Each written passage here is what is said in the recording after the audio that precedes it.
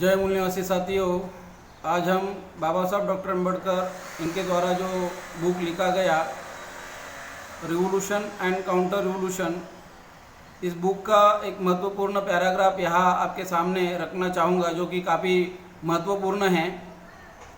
Chapter का नाम है द ट्रायम्फ ऑफ ब्राह्मणिज्म,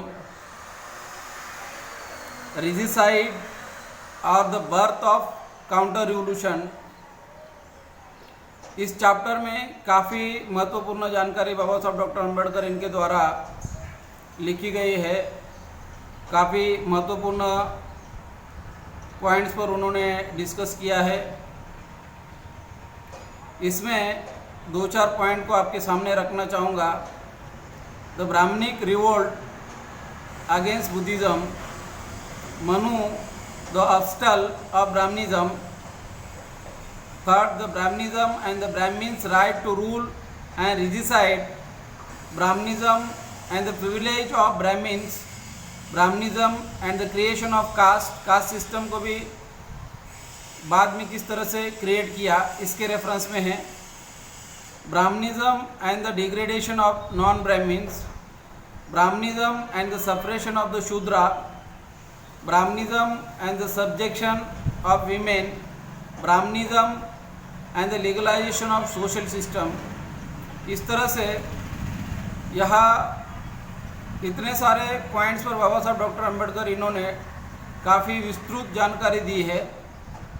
यहाँ पर आपका ध्यान मैं केंद्रित करना चाहूँगा। बाबा साहब डॉक्टर अम्बेडकर लिख रहे हैं the history of India is nothing but a history of mortal conflict between Buddhism and Brahmanism. तो बुद्धिज़्म एंड ब्राह्मणिज्म के बीच में संघर्ष है। इस तरह की बात बाबा साहब डॉक्टर अम्बेडकर लिख रहे हैं। अभी यहाँ सबसे महत्वपूर्ण पॉइंट ये है,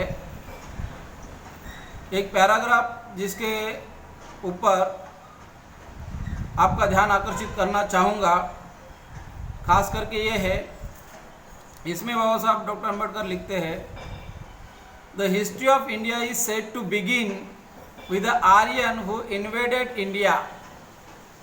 बाबा साहब डॉक्टर अम्बेडकर लिखते हैं कि जो भारत का इतिहास है वो इतिहास कहाँ से शुरू होता है। इतिहास वहाँ से शुरू होता है जहाँ से ब्राह्मण इंडिया में आते हैं, आक्रांता है, इन्वेडर है, घुसपैठिया है, भारत में आए हैं। The history of India is said to begin with the Aryans who invaded India.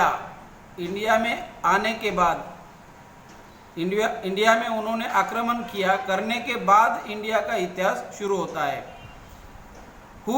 Aryan who invaded India made it their home.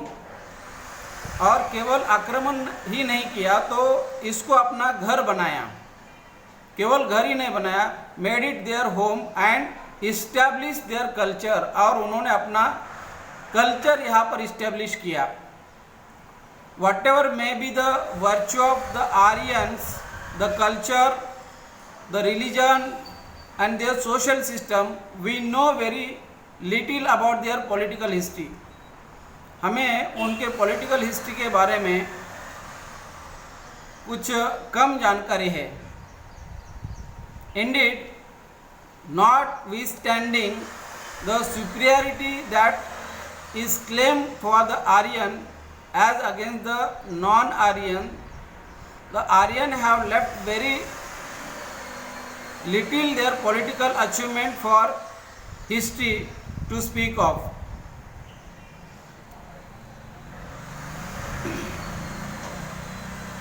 तो इस तरह से आर्य के पॉलिटिकल हिस्ट्री के बारे में यहाँ पर जिक्र किया है, ब्राह्मणों के पॉलिटिकल हिस्ट्री के बारे में यहाँ पर जिक्र किया है। The political history of India begins with the rise of non Aryan people call Nagas. India का जो पॉलिटिकल हिस्ट्री की जो शुरुआत है वो नॉन आर्यन नागा लोगों से शुरू होती है। The political history of India begins with rise of non-Aryan people called Nagas who were powerful people, जो लोग powerful थे, whom the Aryans were unable to conquer, और जिनको ब्राह्मणों ने, जिनको जीतना संभव नहीं था, हराना संभव नहीं था, with whom the Aryan had to make peace, और उनके साथ उन्होंने कॉम्प्रोमाइज किया था, समझौता किया था, and whom the Aryan were compelled to recognize as their equal, और उन्होंने उनको अपने बराबर इक्वल माना था, मजबूरी में, compelled to recognize as their equals. Whatever fame and glory India achieved in ancient time in the political field, जिस किसी प्रकार की जो वैभव है, ग्लोरी है जो इंडिया ने प्राप्त की,